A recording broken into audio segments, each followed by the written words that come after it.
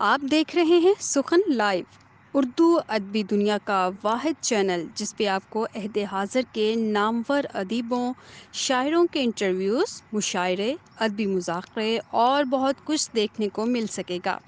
सुखन लाइव को सब्सक्राइब कीजिए और बेल आइकॉन को भी लाजमी प्रेस कीजिए। जी अस्सलाम वालेकुम। आप देख रहे हैं सुखन और मैं हूं वकास अज़ीज़। आज मैं जिस शख्सियत और जिस किताब से आपका तारुफ़ करवाने जा रहा हूं उनके बारे में ये कहूँगा कि गैर मामूली सलाहियत, गैर मामूली ज़हानत के हामिल लोग उम्र के किसी भी हिस्से में हों, दुनिया के किसी भी हिस्से में हों, जब वो आते हैं तो किरतास पे अपना नक्श इतने भरपूर तासुर के साथ दुनिया के सामने लाते हैं कि देखने वाली आँखें अपने दिल में उन्हें धड़कता हुआ महसूस करती हैं। ऐसी एक शख्सियत जनाब उसामा सिद्दीक़ आज हमारे साथ मौजूद हैं। सर, आपको खुशामदीद कहता हूं। बहुत शुक्रिया आपका। कैसे हैं आप? अल्लाह का बड़ा शुक्र खैरियत से हैं। मैं सर उसामा से बात का आगाज़ करने से पहले सर का नावल चाँद को गुल करें तो हम जानें, बहुत ही भरपूर नाम, एक ऐसा नाम जिसने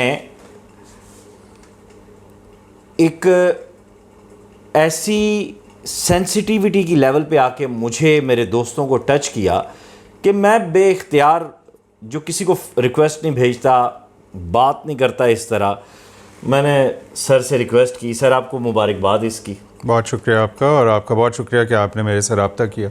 आपका शुक्रिया कि आपने वक्त दिया। क्वेश्चंस बहुत सारे हैं जो मैं आपसे करने जा रहा हूँ, लेकिन उससे पहले बेप्सी सिद्धवा, अली अकबर नातिक, नासिर अब्बास नैयर, शशि थ्रोर, आमना मुफ्ती, शमसुर-रहमान फारूकी, यानी बेशुमार नाम हैं जिन्होंने इस नावल की तारीफ़ की है। एक जो इसका बहुत ही मुस्बत पहलू जो मुझे दिखाई दिया, वो बहुत सारे हैं कि ये अंग्रेज़ी ज़बान में पहले छपा और उसके बाद अब ये आसिम बख्शी साहब ने इसका तर्जुमा किया है, और अब ये बुक कॉर्नर जहलम से हमारे दोस्त गगन भाई, अमर भाई ने बड़ी ही खूबसूरत रिवायत जो उनकी किताबें छापने की है उसके साथ इसे पब्लिश किया है। तो सर जी, आगाज़ तो हम यहाँ से करते हैं कि ये पेंगुइन ने छापा भारत से, इंडिया से, तो पहली इसकी जो क़िरत हुई, जो पहला इसका नक्श सामने आया वो अंग्रेज़ी में था जी। वहाँ से फिर उर्दू तक आने की जो दास्तान है जी, वो अब आपकी ज़बानी। जी, ये ऐसा है जी कि मेरा जो बुनियादी शोबा है वो तो कानून है, और मैं दर्स व तदरीस, वकालत और कानून की पॉलिसी के काम से बड़े सालों से वाबस्ता हूँ। लेकिन मेरी हमेशा अदब में बड़ी गहरी दिलचस्पी थी, और मेरी खुशकिस्मती ये थी कि मुझे अपने घर में ऐसा माहौल मिला कि मैं उर्दू और अंग्रेज़ी दोनों में किताबें पढ़ता था। सही। लेकिन आपको पता है कि मुख्तलिफ़ और नौबादियाती निज़ाम के मुल्कों की तरह हमारे यहाँ भी जब आप किसी पेशे से मुंसलिक होते हैं तो ज़्यादा ताल्लुक़ आपका अंग्रेज़ी से, हमारे क़वानीन अंग्रेज़ी में ये वो। तो लिखने का तो मुझे उर्दू में भी शौक़ था, लेकिन मुझे ये यकीन नहीं था कि मेरे में वो दस्तरस है या नहीं है, तो अंग्रेज़ी ज़्यादा मुझे आसानी से उसके अंदर आगाही उससे थी। तो ये मैंने फिर काफ़ी अरसे से सोच रहा था लिखने का, लेकिन ये एक ऐसी चीज़ है कि आप जितनी मर्ज़ी कोशिश करें, जब ये होनी होती है तो होती है। कई दफ़ा आपकी ज़िंदगी में कुछ ऐसे वाक़यात होते हैं जिसकी वजह से ये, तो बहरहाल इत्तफ़ाक़न इवेंचुअली, जैसे वो अंग्रेज़ी में कहते हैं ना, the muse smiled on me, तो वो इंस्पिरेशन आई और ये लिखा गया, और ये 10 महीने में लिखा गया। रात को मैं लिखता हूँ, दिन को काम करता था, सो काफ़ी हेक्टिक था। वो इत्तफ़ाक़ से मुझे डॉक्टर आयशा जलाल, हमारी बड़ी एक काबिल एहतराम शख्सियत हैं, हिस्टोरियन हैं, मैं अमेरिका में उस वक्त पढ़ा रहा था, तो उन्होंने मुझसे पूछा आजकल क्या कर रहे हो। उनको मेरे कानूनी और तारीख़ी काम से उनको पता था, मैंने बताया। उन्होंने मेरी पेंगुइन से इंट्रोडक्शन करवाई।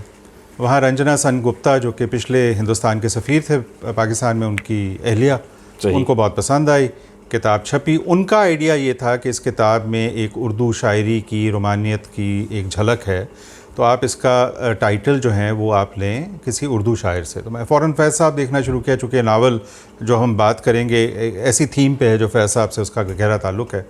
वहाँ से हमने ज़िंदा की एक शाम की जो आखिरी लाइन है, चाँद को गुल करें तो हम जाने, आगा शाहिद अली एक कश्मीरी पोइट हैं, उन्होंने उसका स्नफिंग आउट द मून तर्जमा किया, तो वो सबको बहुत पसंद आया।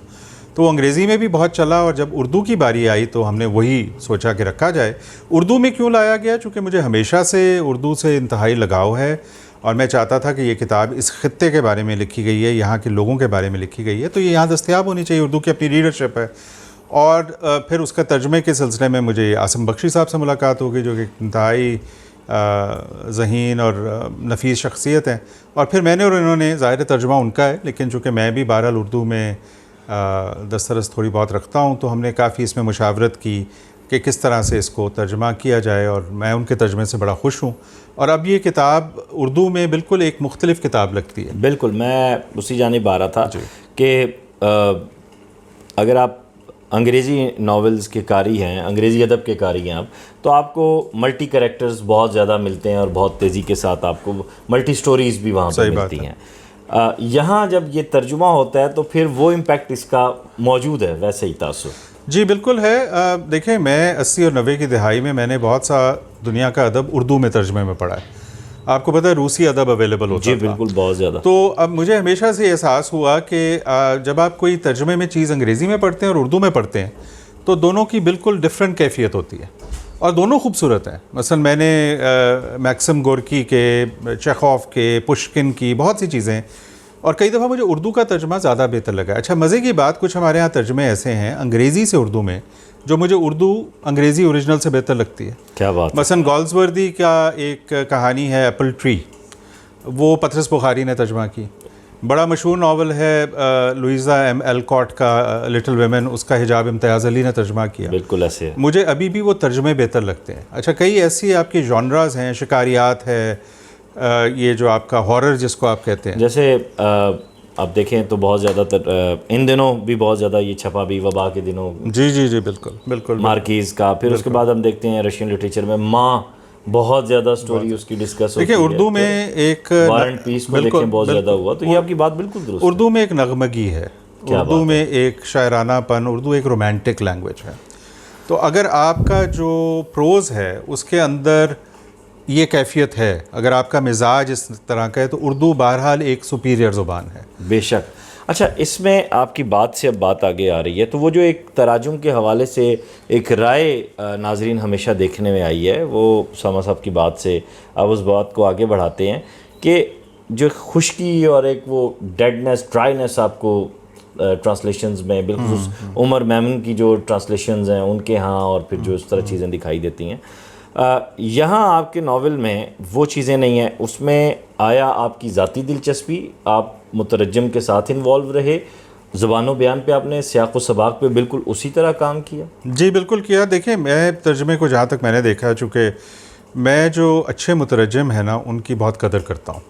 जो बेहतरीन रूसी लिटरेचर या हिस्पानवी लिटरेचर या स्पेनिश लिटरेचर हम तक पहुँचा है, उन लोगों की वजह से पहुँचा है। इसमें दो चीज़ें होती हैं मेरे ख्याल में। जो लफ्ज़ी तर्जुमा है ना, वो बड़ी प्रॉब्लमेटिक चीज़ है। सही। लफ्ज़ी तर्जुमा नहीं करना चाहिए। तर्जुमा जो है, जो मैं अब तक समझा हूँ, ज़ाहिर है आसिम मेरे से बहुत बेहतर इस पर बात कर सकते हैं। तर्जुमा एक ऐसी चीज़ है जिसमें आपको उस चीज़ की कैफियत बयान करनी है, but it's almost as if आप दोबारा से एक किताब लिख रहे हैं। सही। ठीक है। सो आपने उसका सियाक़ो सबाक़, उसका नुआंस, उसकी डिक्शन को सामने ज़रूर रखना है कि आप उसके करीब पहुँचें।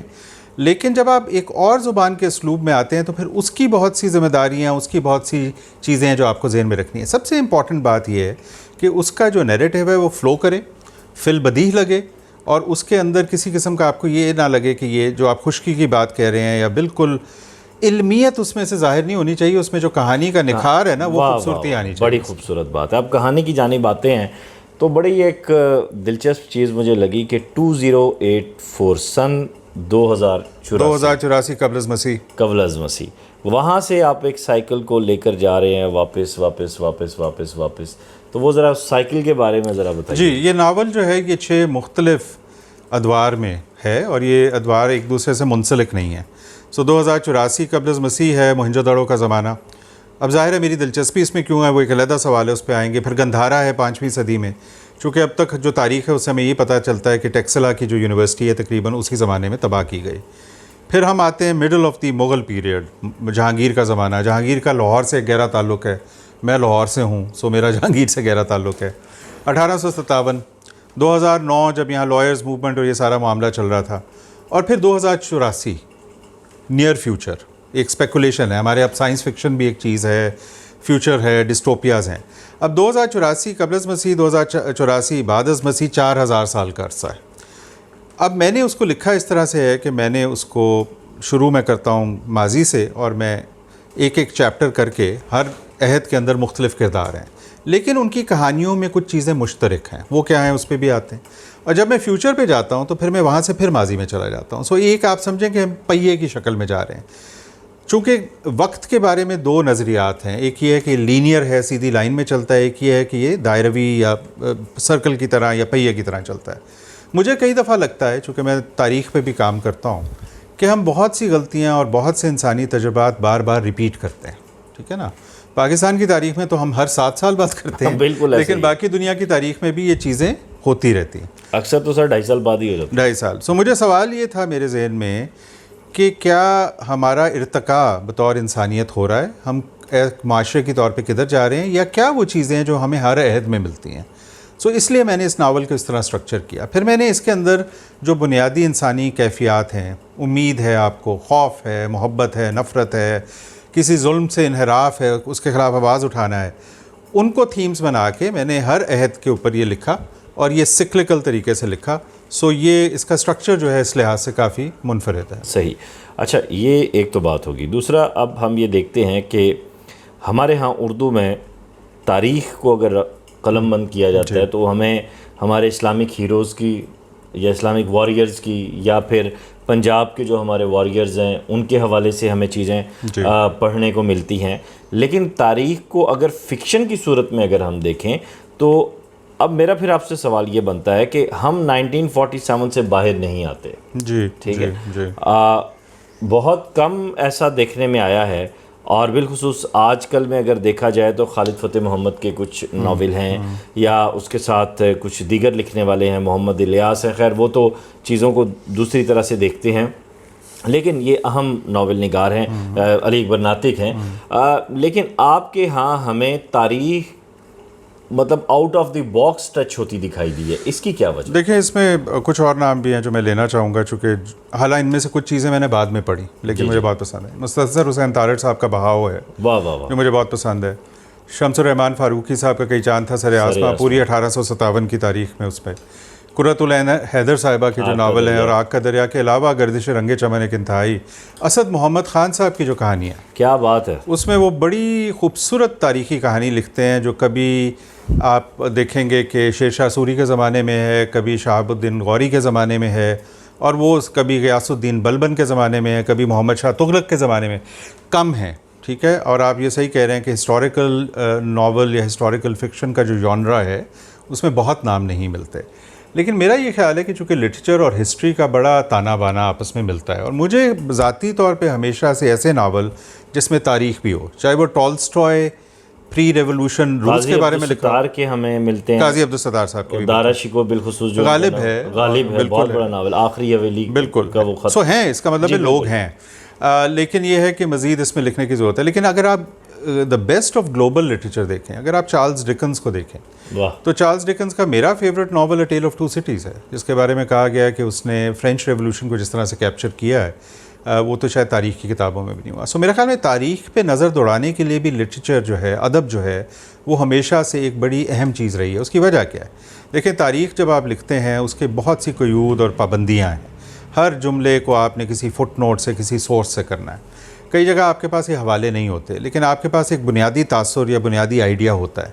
फ़िक्शन वो वाहिद चीज़ है जो आपको ये लिबर्टी देती है। वाह वाह वाह वाह वाह, ठीक है ना, it's a very liberating experience. So इसलिए भी फ़िक्शन और तारीख़ का जो है ना बड़ा अच्छा इम्तजाज बनता है। सही सही। बुधा साइंस काफ़ी आप उसके करीब नज़र आए। बुधा साइंस से मुराद आपकी? यानी बुधा की जो हमें देखें, बुधा चूँकि गंधारा पीरियड इसमें है, और उसकी वजह से मुझे गंधारा सिविलाइजेशन के बारे में मज़ीद पढ़ने का मौका भी मिला, चूँकि इवन तारीख़ी नावल के लिए भी आप तहकीक करते हैं। दूसरी बात यह है कि फॉर सम रीज़न, और मैंने अपने पेश लफ्ज़ में इसका जिक्र भी किया, मुझे हमेशा से खंडरों पे जाने का बड़ा शौक़ रहा है। मुझे समाओ ये लगता है कि वहाँ जाके आप जो सोचते हैं, जो इंट्रोस्पेक्शन करते हैं कि यहाँ पे पहले भी लोग रहते थे, एक उसका रोमांस भी है, एक उसके अंदर इबरत भी है, उसके अंदर एक कायनात के बारे में, तख्लीक के बारे में, ज़िंदगी के बारे में सोचने की तहरीक भी है। अब बुद्धा हमारे ख़ित्ते का एक बहुत बड़ा इंसान है, और बहरहाल यहाँ पे पूरी बुद्धिस्ट सिविलाइजेशन थी, उसका एक पैगाम है जिसमें आफाकियत है, जिसके अंदर एक हमदर्दी का और वो सब कुछ है।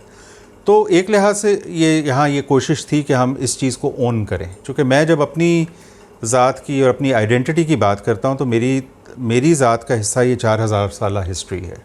बिल्कुल दुरुस्त बात। इसमें तमाम सिविलाइजेशंस हैं। मुझे इस चीज़ पे फ़ख्र है कि मैं एक ऐसे ख़ित्ते से हूँ जहाँ तहज़ीब दर तहज़ीब दर तहज़ीब। वाह वाह वाह। तो फिर बुद्धा को आप कैसे भूल सकते हैं? वाह वाह वाह वाह, बड़ी खूबसूरत बात है। मैं गुफ्तगू को इख्तितामी मराहिल की जानिब लेके जाने से पहले एक यहाँ पे छोटी सी बात करना चाहूँगा कि जिस तरह सर उसामा ने तारीख़ के हवाले से और तारीख़ को फिक्शनाइज़ करने के हवाले से बात की है, अब नावल की सूरत में तो ये चीज़ें सामने आ रही हैं। गवर्नमेंट ऑफ पाकिस्तान को ये चाहिए कि अब इसे अब पर्दा सीमी यानी जो आपकी फ़िल्म इंडस्ट्री है उसकी इस सूरत में भी रिवाइवल करे, और हमारे यहाँ जो इतनी बड़ी तादाद में ये हिस्ट्री मौजूद है, अगर इसे हम सिल्वर स्क्रीन पर लेकर आएँ तो कैसा है, आपका क्या ख्याल है कि किस तरह? नहीं जी, बहुत अहम है। देखें, कोई भी माशरा, कोई भी तहज़ीब अपनी तारीख़ से आगाही के बगैर आगे नहीं चल सकती। ना आप असर हाज़िर के मसाइल को समझ सकते हैं। ये तो देखें, मैं बतौर कानूनदान भी मुझे दिन रात ये मसला होता है। हमारे ज़्यादातर कवानीन 19वीं सदी के हैं, बिल्कुल, और एक बहुत मुदाफ़ियत है इस चीज़ के ख़िलाफ़ कि इनको तब्दील ना किया जाए। अब वो एक ख़ास ज़माने और एक ख़ास सियाक़ व सबाक़ के कवानीन हैं। माशरा तब्दील होता रहता है, इंसानियत आगे चलती रहती है, आपको रिस्पॉन्ड करना है। सो तारीख़ पढ़ाना, और सही तारीख़ तो कोई चीज़ नहीं है, चूँकि तारीख़ के बारे में आरा हैं, तो बच्चियों को ये बताना कि देखें तारीख़ के बारे में ये हमारे सामने शाहिद हैं, तारीख़ को देखने का ये साइंटिफिक तरीका है, इसको हिस्टोरियोग्राफी कहते हैं। आप हर गैर मुस्तनद चीज़ को बिलीव नहीं कर सकते, तो ये तो पढ़ाना ज़रूरी है। अब इसमें जो आप पर्दा सीमी की बात कर रहे हैं, जिसके ऊपर ख़ास तवज्जो नहीं है, ये नहीं कि आपके साथ हम बैठे हुए हैं तो ये बात हो रही है, इसी नावल के अंदर जो है वो एक बड़ा स्क्रिप्ट मौजूद है। अगर इसको किसी अच्छी सतह पर डिस्कस किया जाए तो मेरे से बहुत बेहतर और कई लोगों ने लिखा हुआ है। ये आपकी ज़रा नवाज़ी है कि आप इसका जिक्र कर रहे हैं। हमारे पास ऐसा स्क्रिप्ट मौजूद है, हमारे पास ऐसी किताबें मौजूद हैं जिन राइटर्स की अभी हमने बात की, और कई और जिनका भी नाम नहीं आया, और सबसे बढ़कर हमारे पास लोकेशंस मौजूद हैं। तो मेरा ख्याल में तो यहाँ पे मुझे समझ नहीं आती कि हम इतनी यकसानियत, अब मैं ये क्रेडिट नहीं लूँगा, जो लोग यंग लोग ख़ास तौर पे अच्छी फ़िल्में अच्छे ड्रामे बना रहे हैं, ऑल क्रेडिट टू देम। हम सारे एक दूसरे को स्ट्रेंथन करते हैं, बट बहुत कहानियाँ भी यहाँ पे हैं जो कहने वाली हैं। सही सही। एक नए अंदाज से वबा के दिनों के बाद या वबा के दिनों में इंटरेक्शन लोगों के साथ इस सूरत में हुआ, कैसा फीडबैक मिल रहा है, कैसा लग रहा है आपको? देखिए, दुनिया तब्दील हुई है इवन इन 13-14 महीनों में, चूँकि अमूमन जब आप किताब आती है, आप किसी फेस्टिवल में किसी बुक लॉन्च पे होते हैं, और ये आपके साथ आज जो मुलाकात हो रही है ये बड़ी एक्सेप्शनल बात है, हम सारे एहतियात कर रहे हैं। बेशक। तो अब ये है कि ऑनलाइन की वजह से जो प्रेजेंस है किताबों की, एक तो किताब बिक रही है, काफ़ी लोगों तक पहुंच रही है, और मेरे पब्लिशर ने ख़ास तौर पे इस चीज़ में काफ़ी तरक्की की है। लेकिन अब ये जो वेबिनार्स हैं, जैसे आप ये प्रोग्राम रिकॉर्ड कर रहे हैं, यूट्यूब पे जाएगा, आई थिंक ये बहुत अच्छे मौके अब पैदा हो गए हैं कि आप ज़्यादा से ज़्यादा लोगों तक कंटेंट अच्छा फैला सकें। Being an author, being an writer, जो रिकग्निशन इस वक्त डेवलप हुई है आपकी, वो कैसा लग रहा है आपको? देखिए, राइटिंग बड़ा मुश्किल काम है, आप भी जानते हैं, आप भी राइटर हैं। ये बड़ा अकेलेपन का काम है। आप 3 साल लगाते हैं, का अगर मैं 2 साल, बिल्कुल 2 साल आप लगाते हैं, उसके बाद आपको, लेकिन मैं इसके बारे में मुस्बत रवैया रखता हूँ। देखिए, लिखता इंसान क्यों है? ताकि आप लोगों से आपका राब्ता हो, आपका एक डायलॉग हो, आपकी चीज़ पहुँचे। तो सोशल मीडिया की वजह से भी और वैसे भी जब से मैंने ये किताबें मेरी मंजर आम पे आई हैं, बेतहाशा लोगों ने मेरे साथ इंटरेक्ट किया, इनकरेज किया, रीडर्स ने पढ़ा, तारीफ़ की, कुछ ने ज़्यादातर ने पसंद किया, कुछ ने नहीं भी किया, नए दोस्त बने। तो आई थिंक राइटर जो है वो ये नहीं कर सकता किताब लिख के तो वो जाके किसी जगह छुप जाए, उससे बहरहाल एक हद तक वो अवेलेबल होना चाहिए। मुझे तो बहुत मज़ा आया। सोसाइटी की आय होता है सर, होता तो है, लेकिन वो एक हद तक उसे अपनी सिक्लूजन और प्रिवेसी इसलिए रखनी पड़ती है कि वो फिर सिर्फ मार्केट को देख कर ना लिखना शुरू कर दे, जो उसने लिखना है वो उसके अंदर से आना चाहिए। सही। अमर शाहिद, गगन शाहिद के लिए क्या कहना चाहेंगे? बहुत अच्छा काम कर रहे हैं, यंग लोग हैं, लेकिन बहुत ज़्यादा इनोवेशन है। जेलम में बैठ के उन्होंने इस वक्त अदबी सीन पे अपना पूरा मुकाम कायम किया है, और मेहनत की वजह से। मैंने उनके साथ काम किया है, जितनी जाफिशानी से, जितनी दिलचस्पी से, जितनी अटेंशन टू डिटेल से वो काम करते हैं, उससे उर्दू अदब को, लिटरेचर को बहुत ज़्यादा तरवीज मिल रही है। अल्लाह करे कि वो और बेतहाशा तरक्की करें। सही। अपने पढ़ने वालों को, देखने वालों को कोई मैसेज देना चाहें? मैसेज ये है कि ज़्यादा से ज़्यादा किताबें पढ़ें, इसका कोई मुतबादिल नहीं है। कंटेंट किताबों में ही है। मुतफरक किताबें पढ़ें ताकि आपका दिमाग खुले, और किताबें ख़रीदें। इसलिए कि पब्लिशिंग इंडस्ट्री तभी चल सकती है अगर किताबें बिकें। तो हम और इतने अखराजात करते हैं, आप किताब खरीदें, और यकीन माने राइटर को इसमें कुछ खास नहीं मिलता, पब्लिशर भी कुछ खास नहीं कमाता, लेकिन सस्टेनेबिलिटी के लिए बहुत ज़रूरी है। और अगर अशद ज़रूरत ना हो तो PDF मत मांगें और किताब खरीदें। बिल्कुल, ये बड़ी अहम बात है। और चांद को गुल करें तो हम जाने, इस हवाले से ये पहला डायलॉग है जो हमने उसामा सिद्दीक़ भाई से किया। और सर आपका बहुत शुक्रिया, आपका बहुत शुक्रिया, बहुत मोहब्बत आपने वक्त नहीं दिया। आपका और हसनैन साहब दोनों का बहुत शुक्रिया। और हम जाते जाते ये बात मैं ज़रूर करना चाहूँगा कि इस नावल के हवाले से मुख्तलिफ़ लोगों की जो आरा है, जो गुफ्तगू है, वो भी हम आप तक पहुँचाएँगे। लेकिन उससे ज़रूरी जो सबसे इम्पॉर्टेंट बात सर ने की है कि आप इसको ख़रीदें, पढ़ें। यकीन कीजिए कि अगर आप नावल या उर्दू फ़िक्शन या प्रोज़ पढ़ने के आप शौकीन हैं तो आपकी ज़बान को, आपके जहन को, आपके दिल को बिल्कुल एक नया, मुनफरिद और अपने अंदर उतार लेने वाला जायका मिलने वाला है। अपना ख्याल रखिएगा। खुदा हाफिज़। बहुत शुक्रिया।